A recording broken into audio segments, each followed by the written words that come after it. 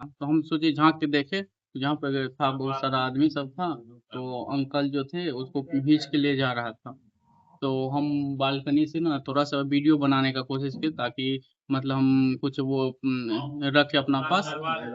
तो वो बाहर से इशारा करने लगा जो वीडियो बंद कर, नहीं तो फिर मतलब वो हुआ तो हम डर से ना वीडियो बंद कर लिया। आप देख रहे हैं जन से संवाद तक। सहरसा में एक व्यक्ति ने अपने आवाज में घुसकर मारपीट, गाली गलौज और दुर्व्यवहार करने का आरोप लगाते हुए सदर थाना में लिखित शिकायत दी है। पीड़ित ने पुलिस से मामले की निष्पक्ष जांच कर आरोपितों के खिलाफ कानूनी कार्रवाई और परिवार की सुरक्षा सुनिश्चित करने की मांग की है। पुलिस को दिए आवेदन के अनुसार पीड़ित अपने परिवार और पत्नी के साथ घर में बातचीत कर रहे थे। इसी दौरान कुछ लोग कथित रूप से उनके घर में घुस आए और मारपीट शुरू कर दी। आरोप है कि करीब 30 से 35 मिनट तक घर में हंगामा किया गया तथा परिवार के सदस्यों के साथ दुर्व्यवहार किया गया। आवेदन में पीड़ित ने आरोप लगाया है कि उनकी पत्नी के साथ भी हाथापाई की गई, विरोध करने पर उनके साथ मारपीट की गई और कथित रूप से पत्नी का मंगलसूत्र एवं अन्य सामान छीनने का प्रयास किया गया। वहीं पीड़ित ने अपनी छोटी बहू के कमरे से जेवरात ले जाने का भी आरोप लगाया है। आवेदन के मुताबिक घटना के दौरान कई लोगों ने उन्हें पकड़ रखा था और उनके साथ मारपीट की गई। पीड़ित के अनुसार घटना के बाद आरोपित वहां से चले गए और जाते समय धमकी भी दी। उन्होंने पुलिस से पूरे मामले की जांच कर दोषियों के खिलाफ कार्रवाई करने की गुहार लगाई है। फिलहाल शिकायत में लगाए गए आरोपों की स्वतंत्र पुष्टि नहीं हुई है। पुलिस आवेदन के आधार पर मामले की जांच में जुटी है। जांच के बाद ही घटना की वास्तविक स्थिति और आरोपों की पुष्टि हो सकेगी। जी बताइए, क्या घटना घटित हुई है? मेरी पिछले साल नवंबर में शादी हुई है। शादी के बाद से ही मेरे साथ मेरे ससुराल वालों ने और मेरी बीवी ने बहुत ज़्यादा टॉर्चर किया है। शादी के 10 दिन बाद जब मैं दिसंबर में रिसेप्शन के लिए उनके घर पे गया था, एज अ रिसेप्शन के नाम पर मुझे बुलाया था। वहाँ पे जाने के बाद उन लोगों ने मेरे को वापस जाने नहीं दिया बेंगलोर, जहाँ मेरी जॉब है। वहाँ पे उन्होंने मेरे को बंधक बनाया, वहाँ पे मेरे को मारा पीटा, मेरे को मेंटली और इमोशनली उन्होंने ब्लैकमेल किया कि आप हमारी बेटी से इतना नीचे हैं। हमें बड़े बड़े रिश्ते आ रहे थे, लेकिन हमने आपसे करवाई है। हमें तो कलेक्टर वलेक्टर रिश्ते आ रहे थे। इस तरह से रिपीटेडली मेरे को पापा बोलते थे, डराते धमकाते थे। उन्होंने फिर लास्ट में मेरे को बेंगलोर जाने से मना कर दिया, बोला कि आप अब यहीं कोल्हापुर में रहेंगे हमारी बेटी के साथ। यहाँ पे हमारा घर है, हम सब आप करके देंगे, आपको कोई दिक्कत नहीं होगी यहाँ पे, लेकिन आप बेंगलोर यहाँ से नहीं जाएंगे, अब सीधा आप यहीं पे रहेंगे। आपका सारा बैग वैग जो बेंगलोर में है, हम अपने आदमी को भिजवा करके आपको सारा। वहाँ आपने प्रशासन को खबर किया था? वहाँ प्रशासन को मैंने खबर नहीं किया, क्योंकि मेरे घर के बड़े बुजुर्ग ने मुझे मना किया कि हमारे घर की इज्जत की बात है, प्रतिष्ठा की बात है, अगर ये बात बाहर जाएगी तो फिर दोनों फैमिली। कल क्या घटना घटित हुई है? कल घटना ये घटित हुई कि उनके फैमिली की तरफ से उनके 2 चाचा बहुत सारे लोगों को लेकर के हमारे घर पे आए, अनइनवाइटेड। उन्हें किसी ने नहीं बुलाया था, वो घर के अंदर घुस गए बिना इनवाइट के। घर के अंदर घुस कर उन्होंने तोड़फोड़ मचाया, मेरे पापा को मारना शुरू कर दिया, मेरी मम्मी को उन्होंने थप्पड़ मारा है, फिर मेरी नानी माँ को मारा है, घर में सबको मार रहे थे। और फिर यहाँ हमारे घर में जो भी ज्वेलरीज वगैरह रखी थी, जो भी रखा था, मेरी वाइफ की मेरी छोटे भाई की वाइफ की, वो लोग ज़बरदस्ती उठा करके लेके गए। जब हम लोग रिटायरेट करने की कोशिश की तो फिर वो लोग मेरे पापा को मेन गेट के बाहर घसीट करके ले जाने की कोशिश कर रहे थे। उनका डिमांड क्या है सो? उनका डिमांड ये है कि रिपीटेडली उनको डिवोर्स चाहिए था, उस लड़की को शादी के 10 दिन बाद से डिवोर्स चाहिए। और अभी उनका ये डिमांड है डिवोर्स के साथ साथ कि उनको 52 लाख कंपनसेशन चाहिए डिवोर्स के साथ। यही चाहता हूँ कि ये चीज़ जल्दी रिजॉल्व हो, पीसफुली रिजॉल्व हो, ताकि मैं अपनी लाइफ में आगे बढ़ सकूँ। जो भी पिछले 1 साल से मेरे साथ हो रहा है इमोशनली मेंटली, उससे मैं बहुत ज़्यादा मतलब फ्रस्ट्रेट हो चुका हूँ, बहुत ज़्यादा अभी टायर्ड हो चुका हूँ। मैं यही चाहता हूँ कि एक पीसफुल रेजोल्यूशन निकले, वो अपने लाइफ अलग से जिए और मुझे अपनी लाइफ जीने दें। तो जो स्थिति अभी है उसमें क्या उस संबंध को कैरी फॉरवर्ड करना है या ब्रेक करना है? उन्होंने रिपीटेडली मेरे ऊपर फॉल्स एलिगेशंस लगाए हैं।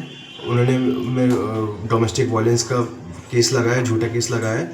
और अगर वो इस तरह से फॉल्स एलिगेशंस बार बार लगा रहे हैं तो मैं बहुत डरता हूँ इस रिश्ते को आगे ले जाने से, क्योंकि आगे भी वो ये चीज़ कर सकती हैं और कांस्टेंट डर रहेगा मेरे अंदर कि कभी भी मेरे ऊपर झूठा केस लग सकता है। क्या नाम है? ओमकार वत्स। पापा का नाम?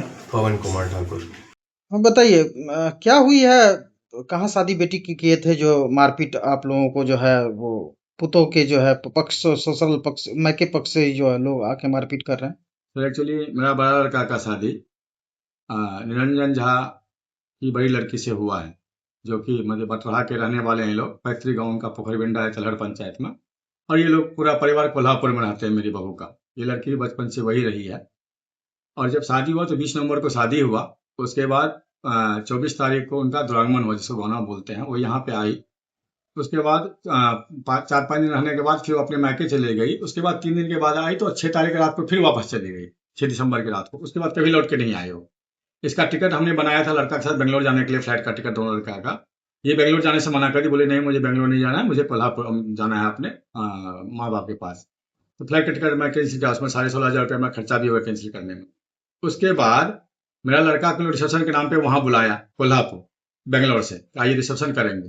रिसेप्शन के मेरा लड़का चला गया, नहीं शादी वाला रिसेप्शन चला गया। वहाँ जाके इन लोग इसको बंधक बना लिया और 15 दिन तक उसको वहाँ पे उसके साथ मारपीट किया। लड़की, उसकी माँ, उसकी छोटी बहन, उसका भाई, उसका पापा, सब उसके मारपीट किया। उसको खाना नहीं देता था, ये तड़पता था बेचारा, बाहर नहीं जाने देता था। टॉयलेट जाता था करने के लिए 5 आदमी गेट पे खड़ा करता था, कहीं भाग ना जाए करके। ऐसे ऐसे मोबाइल 2 बार का मोबाइल तोड़ दिया।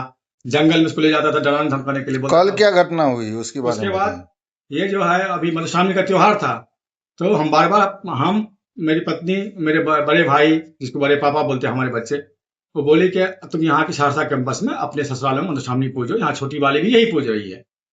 तो वो बोले कि नहीं हम अपना मायके में पूजेंगे करके, ठीक है। उसके बाद भी जो अपना रिचुअल्स होता है हम लोगों का ब्राह्मण में, तो हम जो है लड़का को बेंगलोर से बुलाए फ्लाइट से, और हम भी गुजरात से आए।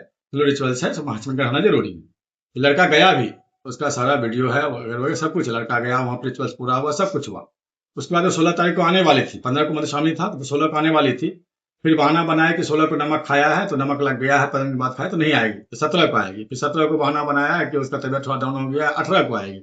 18 को वो तो नहीं आई, उसके चाचा लोग 20-25-30 गुंडे लेके घुस गए हमारे घर में। पूरा आए, अचानक मारपीट शुरू कर दिए। मेरी पत्नी, मेरी सास, मेरा बड़ा लड़का जो कि उनका दामाद है, मैं, पूरा मारपीट शुरू कर दिया। पूरा लूटपाट मचाया। हालत देखिए सर, यहाँ मेरी बहुत बड़ी बहू मधुश्रावणी पूजी है, वो अपना गहना जेवर जो कैश था वो रख लिया अपना इसमें। और सास को बोली कि मम्मी जी मैं नानी गाँव जा रही हूँ। नानी गाँव बलि प्रदान होता है, बोली कि नानी गाँव जा रही हूँ, मैं आऊंगी ना तो ये लेके मायके जाऊंगी। मायके उसका बगल में यही पे है, पासमंटोला के पास।